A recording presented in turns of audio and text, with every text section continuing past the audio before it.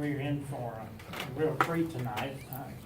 We have invited a very busy man to come and do our program, but he was very gracious to do that. And Bill Shacklett is known to most of you.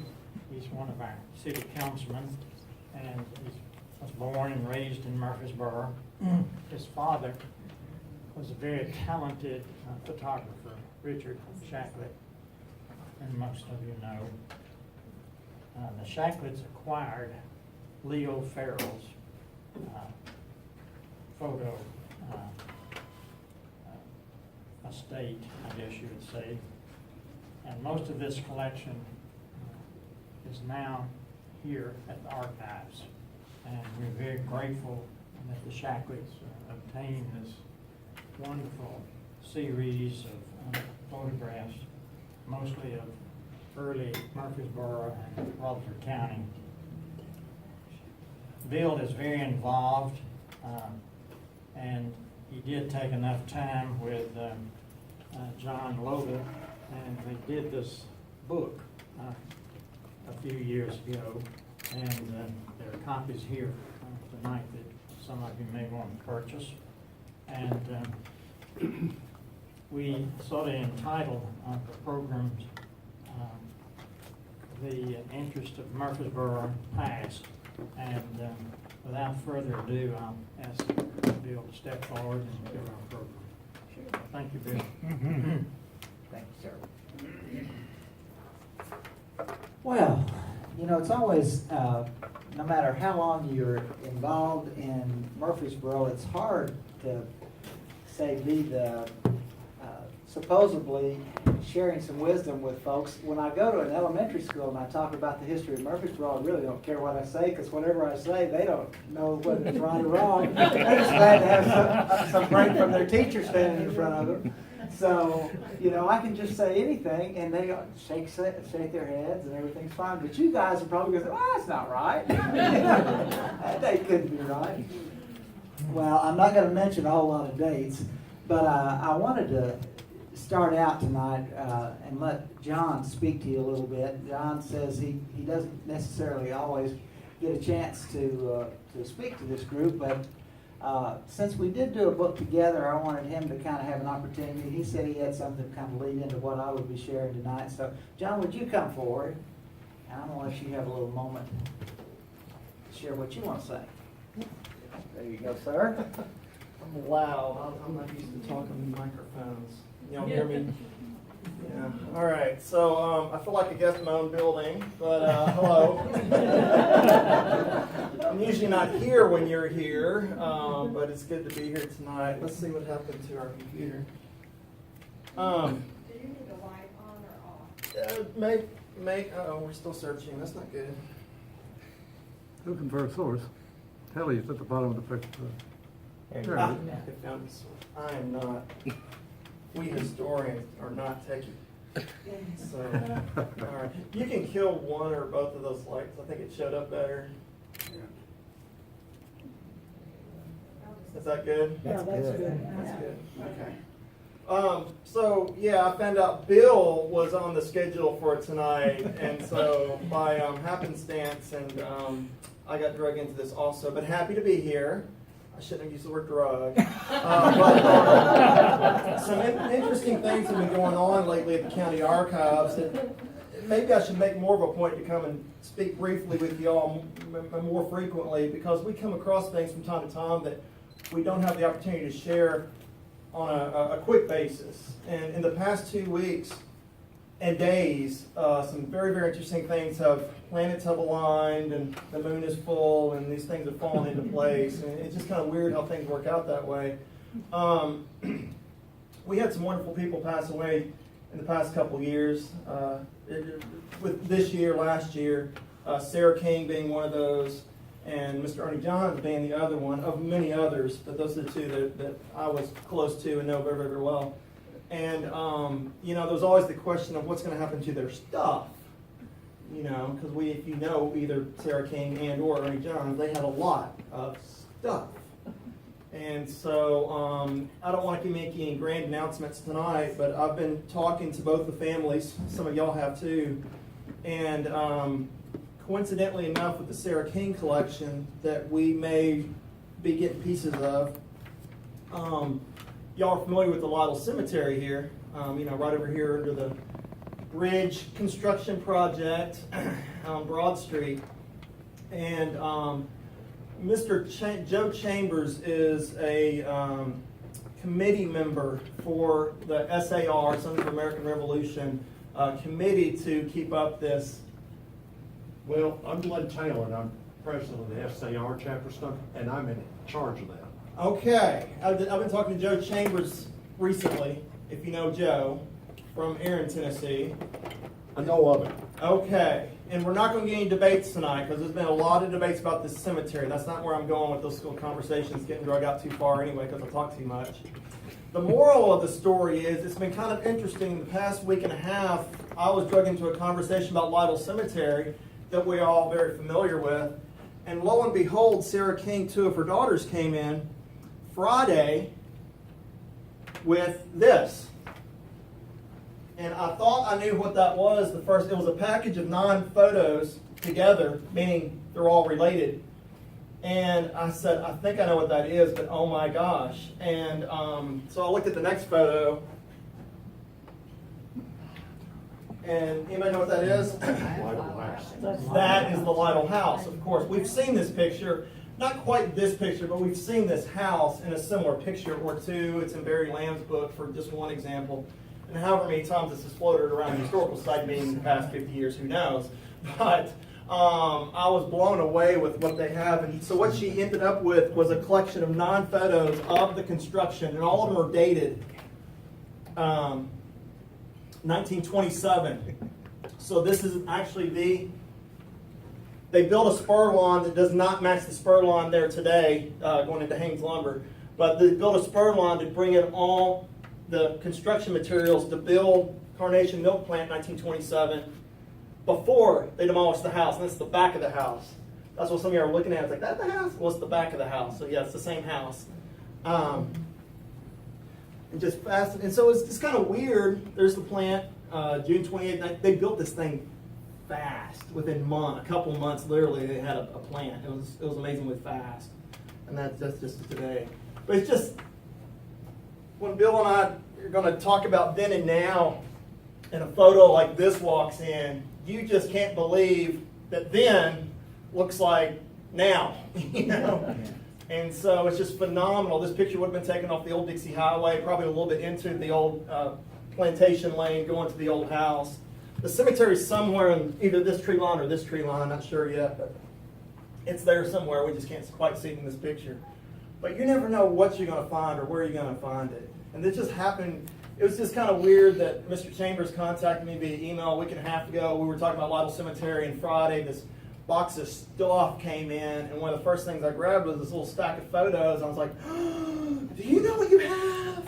And her daughters, if you know her daughters, were just like, is this stuff important? Because they apparently are not quite the same mentality as Sarah King in terms of history. So I was like, has anybody ever seen this picture? No. I don't think so. Yeah, I didn't think so. Looks like a tornado coming. Oh, I didn't pay attention to that. So you just never know what you're going to find. If So you roll back through that a I minute. can. I wanted to see if the plantation office.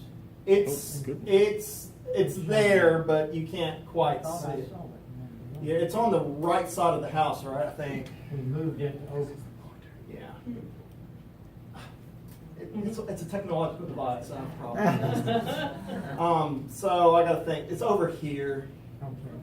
but it almost matches the wing on the other side too. And I don't think I have 9 pictures, and it's a you can see it in some of the pictures, but not the 4 pictures I threw up. Yeah.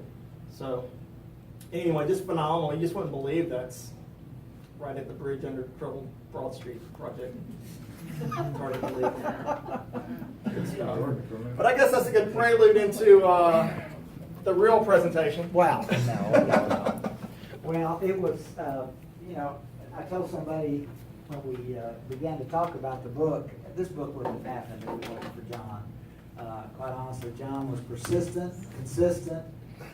He was in Gloria and I's face. We were, we knew we wanted to do something, but to get all the logistical things, you think of, well, you just don't drop off a box when you're actually a commercial business and you're trying to generate income from that as well. So it took us about a year and a half, wasn't it, John?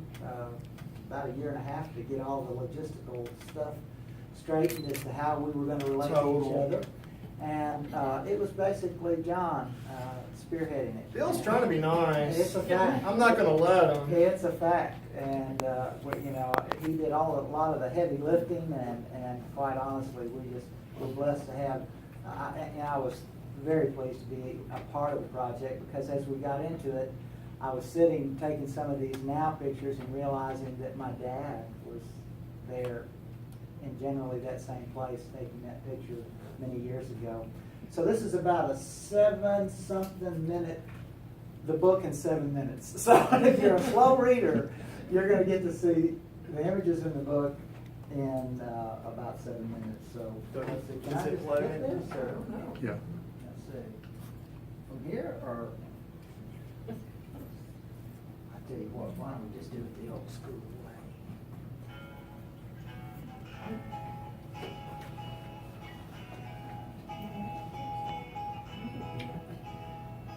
Pretty fast.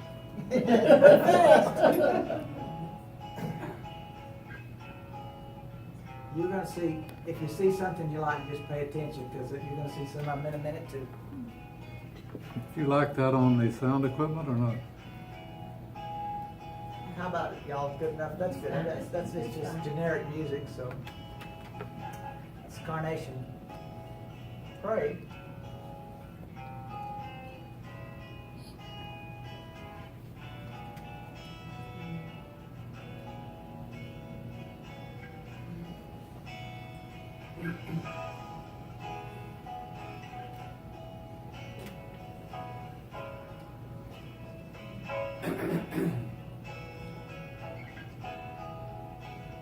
Put that together pretty well, huh?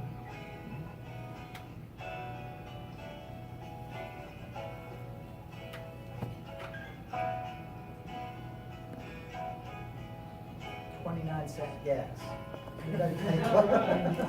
They didn't have a pipeline leak. That's right. That was before the leak.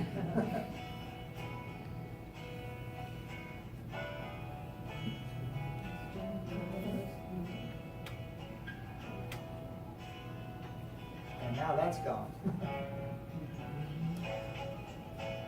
Campus school, that's a rare construction picture. So let's do it.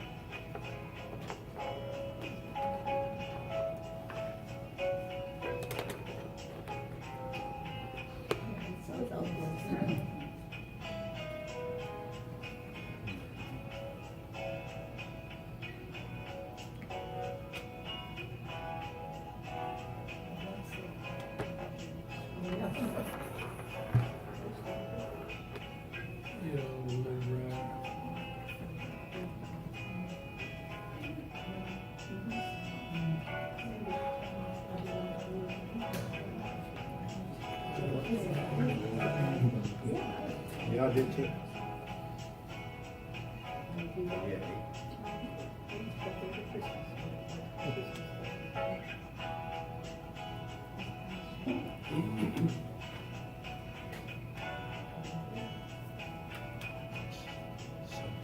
Is that the science page? No, it's Sandation. Smile.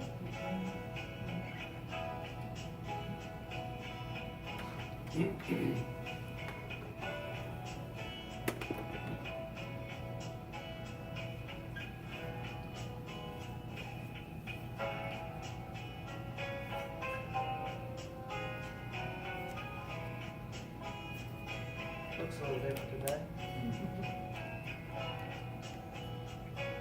Bill, what happened to dealers smuggling these pictures that you had from airplane views? Do you We have know? a few.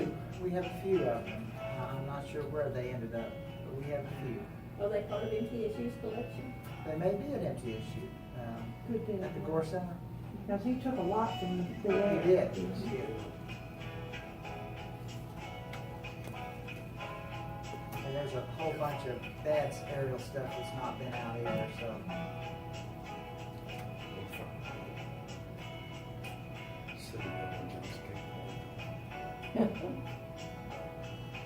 Remember that building? 53 Chevrolet. That came in just as That was Joe Murray's service station, if any of you remember Joe Murray's.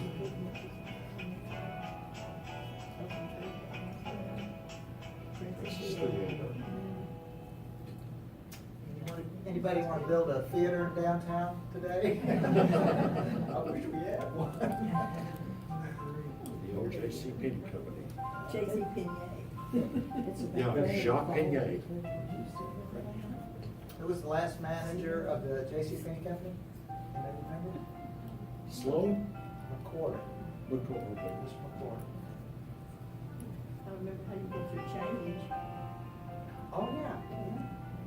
Rented up the pole. And that was, those vacuum tubes. Yeah. and that's where the bottom studies, in that general area is where we've been looking at the bottom.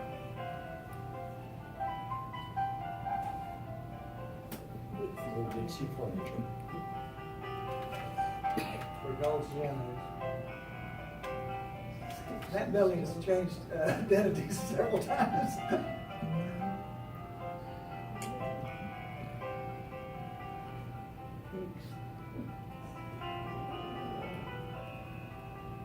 That thing, of the project. Union University. Or Central.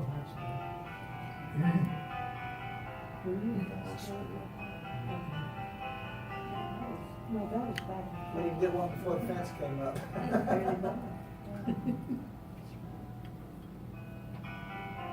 But you don't have one. I remember You better remember the fairgrounds? I did. I do. Just wondering.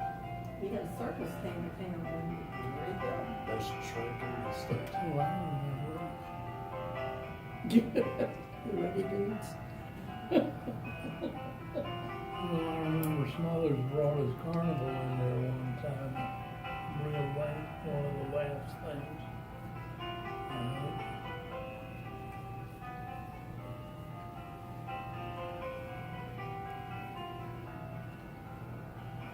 These are some smart pictures.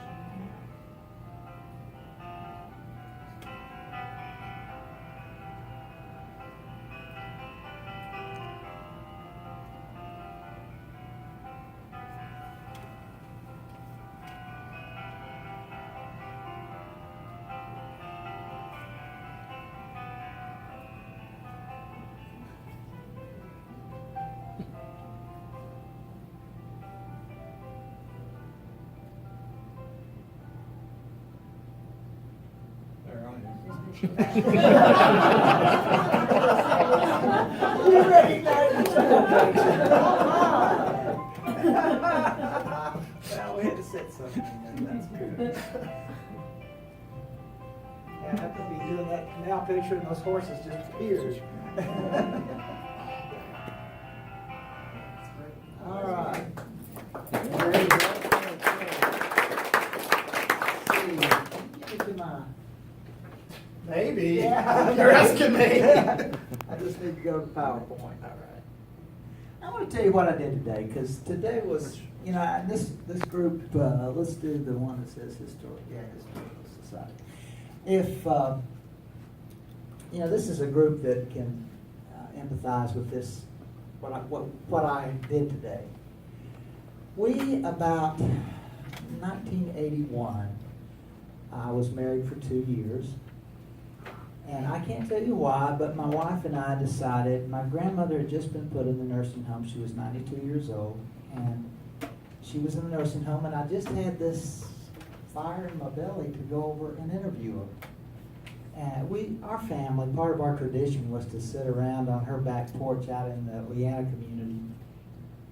The other day, my nephew was, or one of my nephew's sons was, we were out in that area, and he looked up on the road and saw Shacklett Road, and he went, Shacklett Road? Wow, we got a road named after us. So no, that was actually a 2-mile road all of my life until they named it after mom and dad, grandmother and granddaddy. But we used to go out there on Sunday afternoons, and the whole family, you know, Dr. Shacklett and Uncle John, and some of you people know folks that were in this town, and my dad, we would all end up out at her house and sitting on the back porch, the L-shaped porch, rocking and listening to people tell stories about family and anything. Now I gotta tell you, when I was a little boy, I was bored to tears. I just thought I wanted to go play, you know, go fishing down the river, go play ball with something. I wanted to go do something. But I would give anything to spend a Sunday afternoon on that back porch listening to the stories. Because I had so many things I wish I'd asked them. So many stories that I'd like to have some more information about. And, you know, that's how we value history. It's because it brings us back to a time and a place that stirs something deep inside of us. And like I say, this is preaching to the choir. But let me tell you guys, if you have children in your life, grandchildren, or younger people in your life, it is your job to spur within them stories and a love for history, because just planting the seeds now, or you might, just like my grandparents and my parents got, oh my goodness, I can't believe I've got to sit on the back porch one more time. It will bear fruit in the future.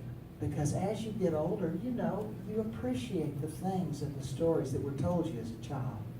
So find time to impart to someone in your life, pour into them a love for history and the value of history. I think that's part of our responsibility. Because as we get going, let me see if I can do this. I'm not sure. There's my pointer, so let's see. That's really where it started for us. And you probably don't recognize anybody in this picture, but that's my mom and that's my dad on the first night that they met each other in Evergreen, Colorado. And that night, my dad asked my mom, can he take her picture? And she took a picture of her that night, and he told all his buddies there, I'm going to marry that lady. Well, she was from Twin Falls, Idaho, and Doc, I hate to correct you, but I was actually, Gloria and I both were born in Twin Falls, Idaho. And but mom was from Twin Falls, and dad was from here. But he brought her back to Murfreesboro, and one of the stories I'll tell of her, it's so funny because the West is a little different than the South. You didn't know. Out in the West, she'd say, when she got off the train visiting the family here, everybody wanted to know, who were you before you were born, before you were married? Who were you before you were married? And she said, I was me. She didn't realize that was the Southern way of saying, how are you connected? what stream are you flowing in? And that was, but it always sounded so strange to her. Who were you before you were married? And if you knew my mom, she always took joy in telling that story. And this is just a picture of our studio. And some of you remember the Georges, one of the Italian immigrant families. The Georges lived in our upstairs. They lived upstairs in this building, and that's the front of our building. And the interesting thing, when we were talking to the Georges when we were actually buying the building, and he said, well, you know, we hand dug out the basement. I said, what? He said, yeah, my dad, one summer, my dad bought us a wagon, and me and one of his help hand dug out that basement, and it was hand dug out, and then apparently finished at some point in time, but they actually hand dug it, and you can see right here, you know how in the sidewalks they used to take the stores for the store, open up and then put them underneath the stores. You know, they would open up and allow you to get under the stores. Well, that was open, and the area underneath the sidewalk is still there in our basement. This is my mom and dad, and Dad's famous picture of the strike. That was the #1 wildlife picture of the world, judged in Lucerne, Switzerland in 1952. And that's Mom and Dad in front of our store. We wouldn't be who we are or where we are if it wasn't for those two folks. Dad wrote this back in '76, and I'll read it for those of you. If you're like me, it's hard to see.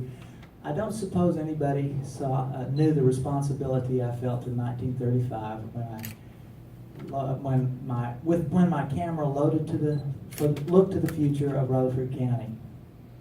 Perhaps now, Dad imparted the love of photography to me, but so much more. He was the best man at my wedding, and so much more than just photography that Dad taught me. And this is a phrase I remember Dad telling me, and I happened to look online. You can Google anything now, and sure enough, I didn't realize Teddy Roosevelt said it. But Dad used to say, the more you know about the past, the better prepared you are for the future. And if nothing else, you know, what a responsibility that is for us to, when we talk to young people and we communicate to them the value of history and how important it is. And that doesn't mean, I mean, you know, we get so divided in things that we see things from different perspectives, and there's so many things in this world that would divide us. But if we focused on trying to understand our history, sometimes I think that might draw us closer together. These are a lot of images that you've seen before. This was a postcard, an early postcard of Main Street, looking down East Main Street. And as I flip through these, I'm going to go kind of quick now because I want to get through a lot of these pictures. If there's something you want to ask a question about or something you want to talk about, not that I would have the answer, but not that there's somebody in this room that would. Okay. Now this is Christiana, another old picture that we've included. So much of our history. When I shared this at the St. Clair Center, I was telling them, you know, so much of our community, we don't value things until it's gone. You know, I don't know that I really ever valued places like James K. Polk Hotel. And yet now I reflect upon on Sunday morning, when the Methodists and the Baptists and the Presbyterians, between Sunday school and church, all the youth groups ended up in the lobby of the James K. Polk Hotel, and somebody from one of those churches had to run us back to, you know, it's time for church. Somebody has to go back to church. Every Sunday they would have to run us because we'd be, you know, how teenagers would do. We'd sit there and just fellowship with each other and miss church. But somebody from one of the churches would come to run us back. But I think what a special time that was, and what a special place that was to have James K. Polk Hotel. Somebody tell me where this is. Manson. I just got this one in the mail today. It came from California. I'll pass it around. It's that bridge right there. So. Do you know where it is? Does anybody know where that is? No, it's Jefferson Springs. There you go. There you go. Jefferson Springs. That's where You can see the sulfur spring right there. There you go. There you go. Now that was the store on there, and the dance hall was to the right, to the right side. A lot of camp areas on either side, on the bluff side on the right. In there. Hey, figure it out. I can do pointer and advance a slide. Wow. Yeah, I lived out Now, you know where that is. Well, that was seen in the picture. You know where that is? There you go. That's correct. And there's Smyrna. These are some of the images. I thought I'd slow them down and let you look at it from the slideshow. Now, this is an interesting place in our town. By the way, how many people have been here all your life? Lots. So far. Lots. How many people have been here less than 3 years? Nobody. Okay. We don't let them in. We got some more. You would pass the test. Okay. Well, that building right there, does anybody know who used to live there? We'll have a problem. Well, and there's right there. This is, by the way, Jim and Susan, do you know where that is? Is that the Presbyterian? That's the Presbyterian Church. Before. Yeah, before the tornado came through. So what building is that right there? The Women's Club? No? Is Dr. somebody's house? No, think sports. Right. There you go. There you go. There you Before go. that, that's Dr. Manny's spring, townhouse, I'm trying to say. Townhouse, Then okay. went to EA Cable, and then Who? What? EA Cable, It was Dr. Manning, and then E.A. Keeble, Oh, okay. and then, Oh, okay, yeah. Crabbe Rice's folks. But interesting, look at the road, it's just a dirt road. And no streetlights yet. either. No, no street So what lights. street would that have been on? That's college. College. Wait a second, I spoke too early. You jinxed yourself. I did, I jinxed myself by speaking up, let's see. Is it not gonna go, maybe I want to go that way. Let's just take an arrow and see if I can go that way. No, can I go that way? No, can I do it this way?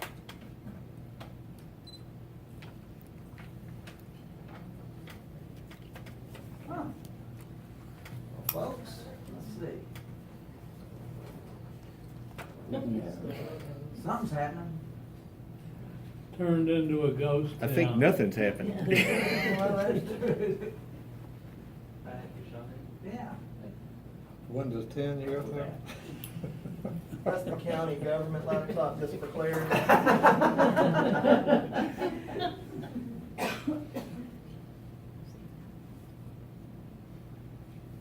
Well, if we could find it again, we'll start it over. Maybe it hung up. What you there? Think about it. Lexar. See if you can go back and forth now. Ah, There okay, you go. good. In full screen. Okay, good. Let's go back a little bit, because this little kind of tells you some stories. You know, when I talk to young people, I tell them, you know, there's one thing that's real special about Rutherford County and Middle Tennessee and Murfreesboro and Rutherford County in particular. Can anybody guess why is this place so special besides the people and all the generic things like that? There it is. Location, something that we didn't do anything about. We are, and from an economic standpoint, we're even reaping the benefits of that today. Is the fact that we're in, you know, the population of the United States, we're in a great position to distribute and circulate. And that was one of the things that basically drew us, the location, from this kind of economy to the economy we have today. This is a picture that Dad took before they actually put in Center Hill Lake. And I love this picture because there's an outhouse with a fan. And I just think that's so cool because it's just, that's Tennessee. That's what people think we all live like anyway. You know. Man, I grew up with an outhouse. Well, I did too. I still remember checking it before I would go. I went out there one time and there was a snake, and I didn't find out until, well, anyway. Some stories don't need to be told. But this is part of our agricultural background that a lot of people, and you know, a lot of times I think, because, and as we get older, I think, you know, time just compresses and we don't realize that, but I've got an analogy, particularly in my own profession. I was talking to a group of fourth and fifth graders, and I go out and read in classrooms. And I took one of my old cameras with me, you know, and it was an old speed graphic camera, sheet film, 4x5 sheet film. It's how I shot my first wedding when I was 14. And I pulled out the slide and pulled the film out, and I said, can anybody, I've got a prize, and I brought a Tootsie Roll, and I said, anybody can tell me what this stuff is, I'll give them a Tootsie Roll. First person that tells me what this is, totally blank stares. The teacher's back there laughing at, you know, they had no recollection of what film was. They had no reference in their brain that, and you know, think of our lives and how much film. Well, it's somebody's birthday, we gotta go get some film. We're going on vacation, we gotta go get some film. And these kids, you know, have no comprehension of that at all. So as we get older, we kind of compress things into thinking that, well, everybody knows that. Everybody's experienced that. But sometimes telling folks about how, you know, I was thinking the other day, talking to my nephew's son about hauling hay. He didn't have any idea about hauling hay in the summertime. We used to wrestle over who was going to haul hay for the university, because the university would pay $10 and a day, and everybody else would pay $5 a day. and they would pay $10 a day, so we would wrestle to see who would get to haul hay for MTSU. And nobody realized, and look at here, all these places, people don't understand what a mill is and how we took grain and we took it to a mill and how important industry in our time this was. So to me, you probably have pictures or can see pictures that can provide an open venue for you to talk about things. Now, you know what this is. Yeah, and some people, this George Sharp here, that was a former sheriff, and this was a former sheriff too. Does anybody know? Robert Goodwin. There you go, you got it. That's Robert Goodwin. That's exactly who it was. My dad, when I was a boy, Dad couldn't, and I still to this day think Dad did this for other reasons, but he said, you gotta go take pictures. You gotta go take pictures. And so the sheriff, I'll go down to the sheriff's department, and by myself, they're gonna bust a still, and I want you to go take pictures for it. So I bring my old, big old 4x5 black and white camera. Dad's not going with me, but I'm riding with the sheriff. We go off towards Woodbury, and it's a little, now this is gonna, it's a little church. Behind the church, there's a path. And so we park at the church and we go up this path for about, I don't know, 2.5 to 3 miles up this path. And there is this rankest odor stuff. I mean, it was just, you can't imagine. I look over there and there's flies over the mash ponds, you know, just, it's nasty. I mean, it's nasty. And I know why Dad did this. I know he did this on purpose. He and the sheriff kind of colluded to do this, but this is what it kind of looked like, but it was nasty. And when we came back, the sheriff said, well, and they had the jugs of what they were producing, and he poured it out on the concrete and then lit it. And I thought, I can't imagine somebody. Can you imagine people drink this stuff? I think this was a life lesson Dad was trying to teach me, you know, when he took me to do this. And this is a thing that's our north side of the public square. Cotton Day. Cotton Days on the square, yeah. And whoever had the heaviest wagon won a prize. Another day, and all of you remember, if you've been in Murfreesboro for any length of time, how important our square was and what a unique place it was where we gathered, where we felt like community. To go to places like Goldstein's. I remember as a boy going there and getting our Boy Scouts, Girl Scout uniforms, and being there when Mr. Drake would bring his watermelons into the square and sell them out of the back of his truck, or over there at Fisher's, or Hub. Boots. Y'all remember Boots. Mr.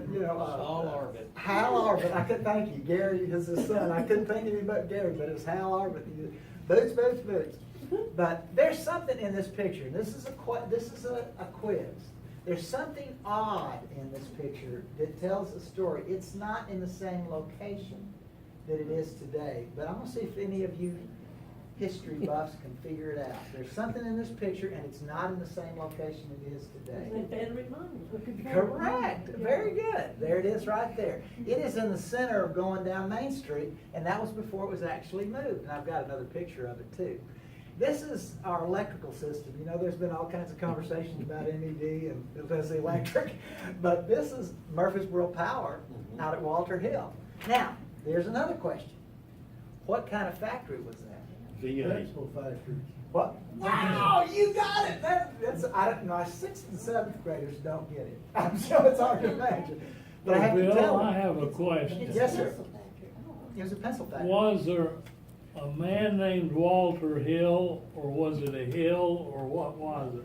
That is awesome. I don't know the answer. Tim, do you know the answer? There was a man named Walter Hill. Okay, there we go. Wasn't his last name? Not exactly where it is today, but in that area. It's the same as. Well, there you go. We all learned something, or at least I did. I learned something about it. But this was the chimney here was painted to look like a pencil with a eraser. So, and now there's a big mound over there. But now, does anybody know what this is? What? Sawmill. Cedar Bucket Factory, that's right. This is a Cedar Bucket Factory. One of the reasons this became a place that you would make pencils, it was because of all the cedar that was available. You know, there was lots of cedar in our area. And I remember even in my young days out at my grandparents' farm, you know, that shallow soil just created all kinds of good land for cedar to grow. And we'd have scrub cedar and brush cedar. But they used to tell me even in those days that, you know, there used to be huge cedar trees around, lots of big cedar trees. And I'm sure that's what drew the Cedar Bucket Factory and the pencil factory. One of the interesting things is that in the wills, and when they were probated, and they set aside the allotment for the widow, Really? she always got a tract of cedar land, and that was what she burned, Oh, my you know, goodness. for her heat. Wow, wow. Bill, Yes, sir. there used to be the largest cedar bucket in the world here. Is it still around? Yeah, it's out at Canonsburg. They've brought it back. Do you remember what happened? It burned. Somebody burned it. It burned. I think, they're not sure exactly whether it was vandals or whether it was something from the blacksmith shop that got there. But anyway, they rebuilt it. It's back. But it is out there. Yeah, it's out at Canonsburg. But you Did have they to, redo it? I mean, you have to refurbish look for it, if you look over to the south side, just stand right in the middle of the, park, and look over to the south side, they've got it inside of a building. Right. You know. It's got shelter. It's under shelter. You have to look for it to find it. Yeah, yeah. And have you raised on a dairy farm? Super. I was talking to somebody the other day, and they were saying, you know, how much, of course, that was the reason Carnation was here, is because we had a lot of dairy farms in the area. But this is one of the good, really sharp dairy farms that we had. But I still remember when Granddaddy had his accident, and Granddaddy was in his 80s at that time, and he was milking, I don't know, 30 or 40 head by himself, and keeping grade A milk. For those of you that are on a dairy farm, you understand that is not an easy thing to do, but by himself.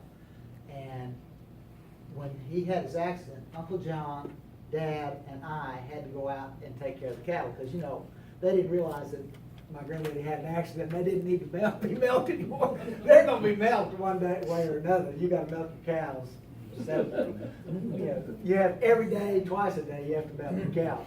So we go out there, we work, and I said it was a great day. It was a great lesson for me to learn, you know, study while you're in school, because when we work like dogs, I mean, this is like 5 o'clock in the morning and 6 or 7 o'clock at night, and you have to clean up after yourself. You have to do all that.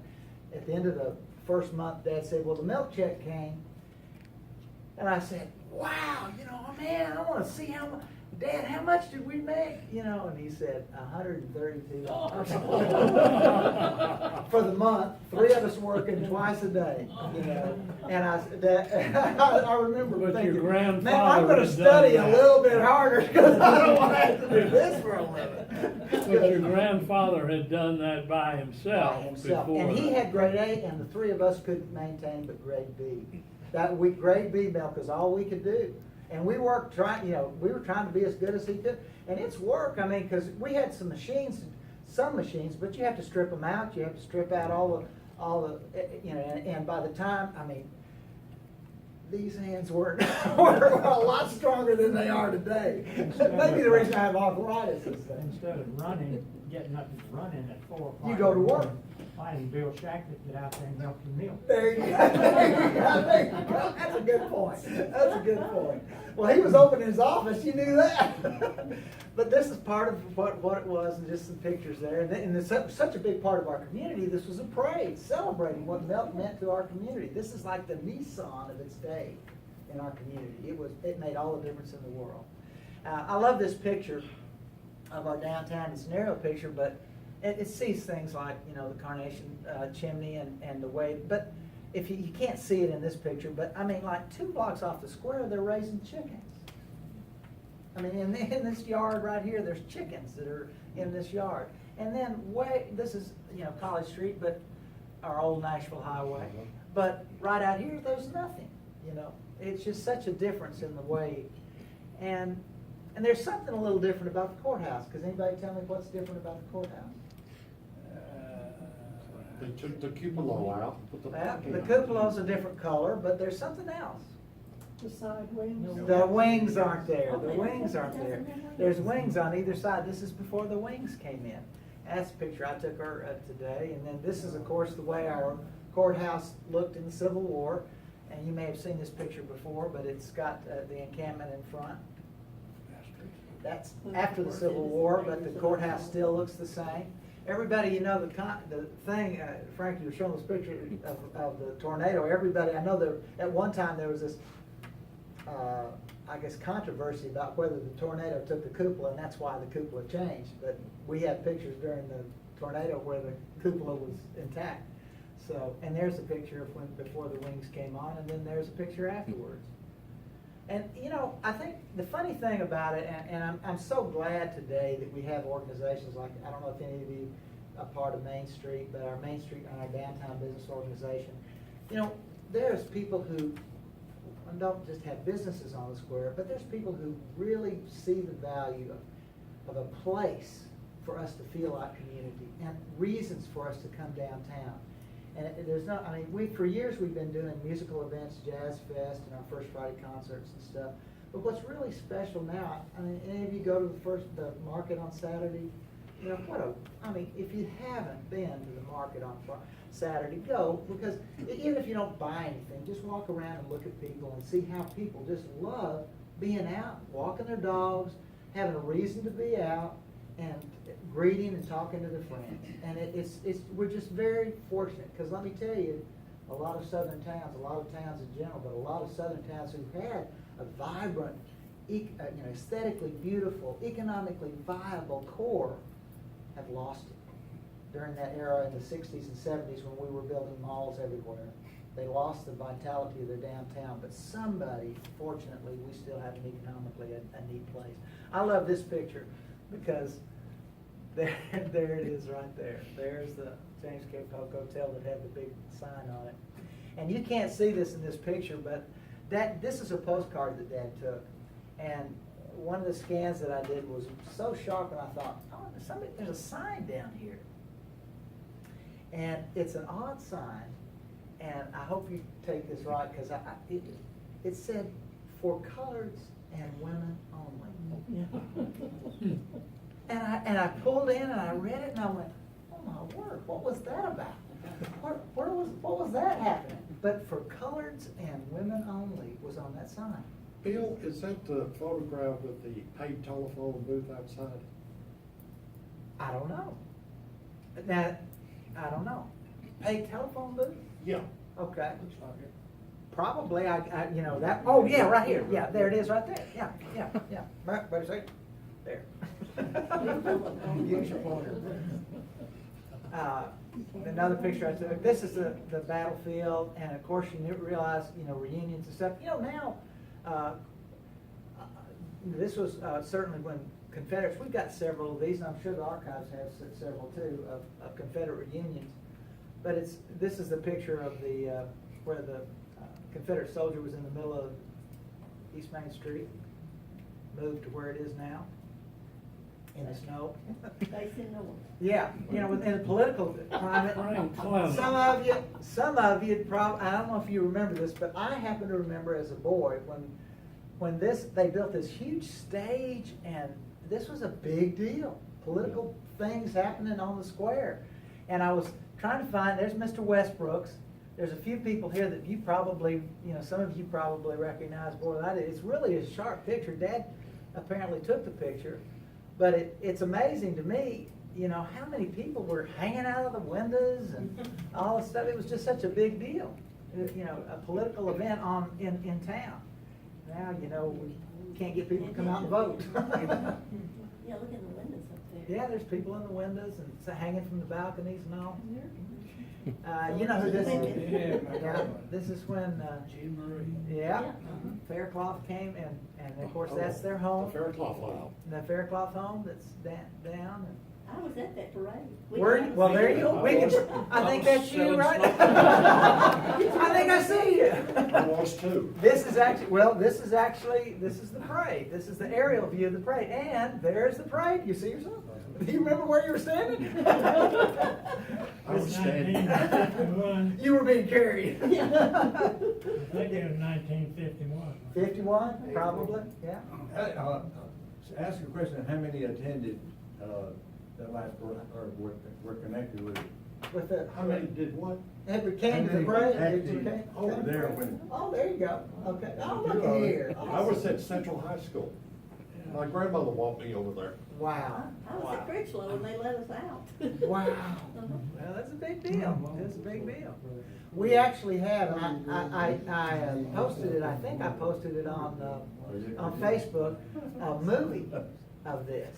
Did you see it? You remember that? It was about 6 months ago or so, 7 months ago, I think.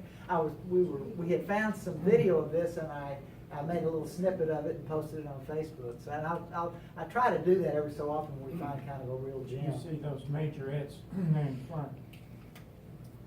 One of those is Sally Scott Ledbetter. Oh my goodness! Oh my goodness. One of them Wow. is Angela Jenkins. Oh my Smith. goodness! Bill, Huh? the building on the right, you know what that is? Cumberland Presbyterian Church? Mhm. And our city hall. That's the old city hall. Yeah, it was Cumberland Presbyterian Church before It they was sold it to time. the city as Uh-huh. City Hall. Yeah, right there. And that's the Jordan Hotel right up there. And that's the Jordan Hotel right there. Where the Book Nook and. The book nook, Oh, and the yeah. chamber was in there too, the Chamber of Commerce was I in there. lived straight down Spring Street, I sure did. That was the Kitty chamber. McGuire's beauty shop was there. There was the old train station, and boy, don't we wish we could have rail between here and Nashville and ride those rails Now, is out. this the one at the bottom of West Main? Mm-hmm. Okay, there was another one earlier during the war. There's one going the other direction, Yeah, says it was Dixie up Flyer at, it on the was back. at Depot Hill, and it was on the way. Oh, okay. Oh, yeah, look at that map right there, and you'll see it's different. Wow, okay. It's not, at the one at the end of West Main Street is not the original depot. Wow. So you say there are two depots? There was a freight depot and the passenger depot. Well, wasn't the freight depot on the other side? No, the Was it people, no, Frank, there was another depot at Depot Hill, and that was during the Civil War.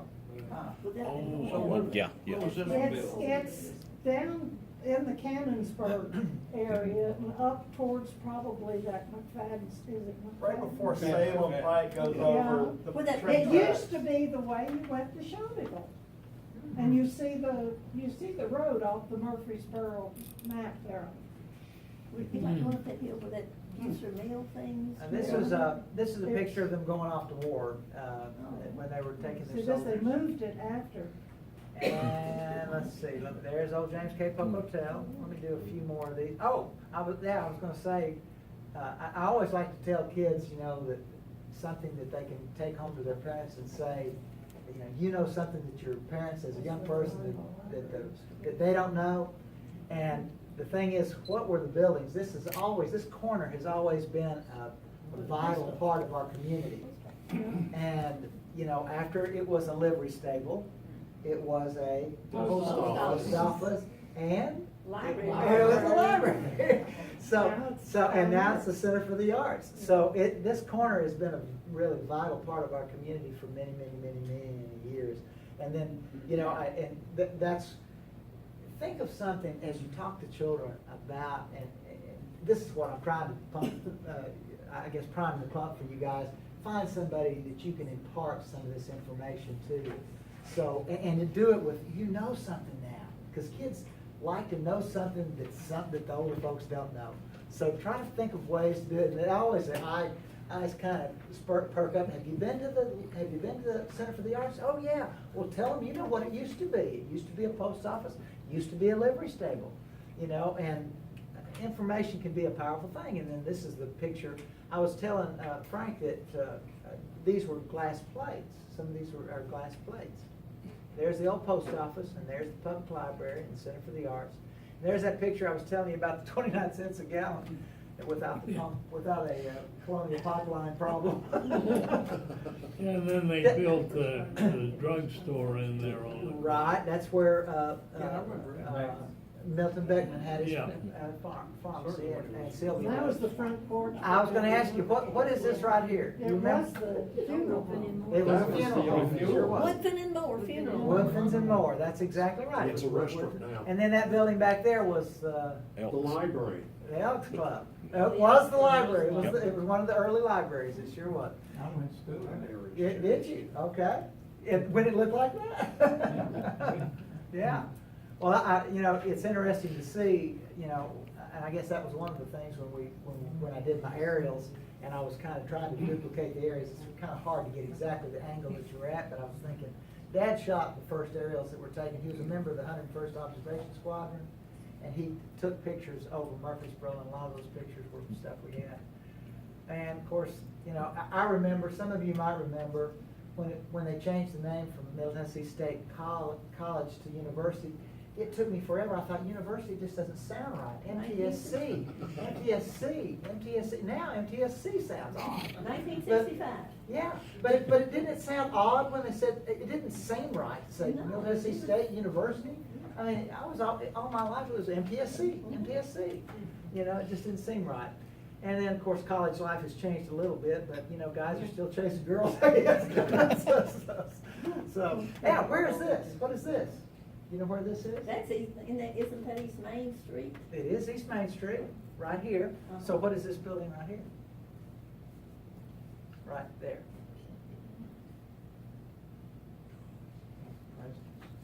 Is that the college? It is a college. Eaton, Oh. no, it could be Eaton College. Union, Huh? Is that Union? Women's college. Tennessee College for Women. That's exactly right. There you go, right there. And then, we'll be doing a little talk about, in November, I think it is, about, Oakland's. And there is Oakland's mansion way back there, and look. Out in the country. Out in the country. It's not just country, it's country. Because, and I think it's interesting because, you get a concept that this really was a plantation. When you see an aerial like this, you realize, see it as it is now with the home, the federal development back there, you just don't hardly conceive of it as being a plantation. But when you see this, you realize, wow, this was a plantation. I'm a baseball kind of, if anybody knows me, I've coached Little League baseball for 40 plus years. And so seeing stuff like this is, really warms my heart to see how important it was. This was, anybody tell me the name of the field? Anybody remember this? is that the Mooney Field? No. It's another big name in Murfreesboro. It's named after a big name in Murfreesboro. Grantland Rice? No, not Grantland Rice. Grantland Rice was over there close to where the Murfreesboro Athletic, right here, right across the street from here. In fact, it was, Yeah. Grantland Rice Field was right across here. I actually Jim's technically right, but they had a different name. Oh, okay. Because that is to the right's the Mooney School for Boys. Oh, yeah. There's Mooney School. But Well, what's the name of the field was called a different field. Nobody knows this. I'm not from here. I'm not from here and I know the answer. Come on, guys. That's a neat name. There was a different drugstore field. on the square named. Smith, Buchanan, Tarpley's. Keep going. He was an attorney. Starts with a K. Okay. Yeah. Buchanan. Kerfield. Kerfield. Kerfield. K-E-R. Now, there's another fellow that I kind of know, and you might know him, that's in this picture. Does anybody recognize anybody in this picture?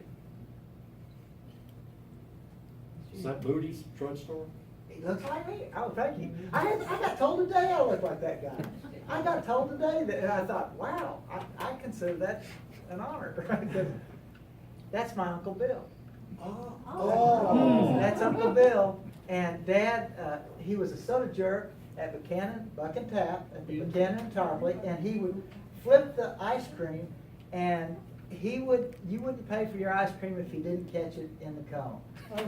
And he never missed. He said he never missed. And so Dad wanted to record that, so he recorded him flipping the ice cream and catching it in his cone. But yeah, I got told today I look like Uncle Bill. I said, wow, I consider that a compliment. Anyway, this is Princess Theater, and right around the war with the military folks there, and there we go. And then this is where I went to high school. Let's Uh-huh. see, and this is where my dad went to high school, right there. That's where my dad went to high school. And then Critchlow Schools right there are the new health department. And then What high school? right across the street, that place is gonna look a whole lot different next couple of years. Bill, what high Yeah. school was that? This is Central, this is the old Central High School. Oh, the barn.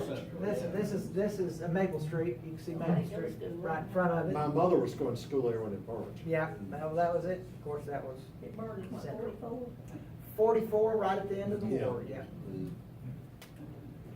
And I stuck this picture in here because, there's a couple of interesting things there. One is, Oakland's mansion out here. And, the thing we're gonna do out in Oakland's, I'm gonna kind of walk the streets, these streets that are around Oakland's, for they have a dinner meeting, membership meeting or something out there, so I hope you'll join us for that. But the thing that kind of gets me, about this picture is how rural our community, how small our community was at this point in time. And this is some of those aerials that Dad shot through the 105th Observation Squadron. Would that have been in the 40s? Uh-huh, yeah. I grew up on Bill? North Spring Street, and my mother's rose garden adjoined what was the cotton fields of the old Jatun house. Wow. The cotton fields, and, oh, wow, yeah. Uh-huh. Do you know how many people lived in Murfreesboro in 1950? Can you tell me? I don't know. 17,000. Wow, wow. Wow. Well, that is something I guess is real near and dear to my heart, is the fact that, yes, we can change. But I love this quote. And one of the reasons I'm involved in what I do, and it's motivating me to run for office, to serve on city council, to be involved in. By the way, I'll do that. My undergraduate degree from MTSU is in urban planning. Who'd have thunk? I was commissioned through ROTC, served, and came back and got in family business and been there ever since. And until I got on council, our planning director, Joseph Fadelot, went through the same program I went through 10 years after I did. So it's interesting now to see, as we look at our 2035 plan, as we look at the two surveys that we're doing, the special studies that we're doing in the Bottoms and the North Highland area, getting an idea, I still remember a phrase from our urban planning days that said, failure to plan is a plan to fail. That was something that started with us. And so I'm so proud of our community, and you can be proud of your community. Now, will you agree on everything and where it needs to be and how it needs to happen? Probably not. But the good thing about it is that I see happening when we have our visioning sessions, the public's invited, and those that come participate and have input to the process. And I can guarantee you that your voices are being heard. It may not come out exactly like you want. It's the distillation of all these different ideas that make us who we are. And to realize each of us have a part in this, in growing a community. But to me, one of the most critical things for us to do, and again, I'm preaching to the choir, so I know you guys are going to just amen me, is that, guys, we have a responsibility to share history, to share our concept of it, whether we've been here for 3 years or we've been here for our whole life. It is imperative that we talk about and share. Probably the best thing, this is my final story, but it's the best story. I had a fellow that, probably a year ago, I had to call John to tell him. Put the mic up to your mouth. I had to call John on this one. I got a call, and my secretary called back and said, Bill, there's a guy on the phone that says he has to talk to you. Well, I wasn't sure exactly, what critical issue, was his leaves not being picked up, or, is something happened with a policeman or whatever, and it's always something, and I said, yes, sir, and he said, can I help you? It's Bill Shacklett. He said, I've got to thank you, Mr. Shacklett. I said, for what? And he said, You gave me and my grandson the funnest hours that we've had. And since we've been together, he says, I don't get a chance to spend this kind of time with him, but he came over to my house and he sat in my lap with your book for 2 hours, going through your book and me telling him stories about the pictures that were in your book. Oh my gosh. I said, that's why we did it. All the proceeds from the sales of our book, I'm on the Read to Succeed board. We don't make a dime out of it. It goes to the Read to Succeed board. I called John and I said, John, isn't it something? I mean, that's why we wanted to do something like this. But I looked at the books that Frank and Susan have done. There are so many opportunities for us to share history, even if we don't have the pictures or we have the stories. Let those pictures be the springboard to more in-depth conversations with somebody that needs to hear that story. Because you have a story. You have a story, and you're the only one that can tell it. You need to find your audience, whether it be a grandchild, maybe it's just another younger person.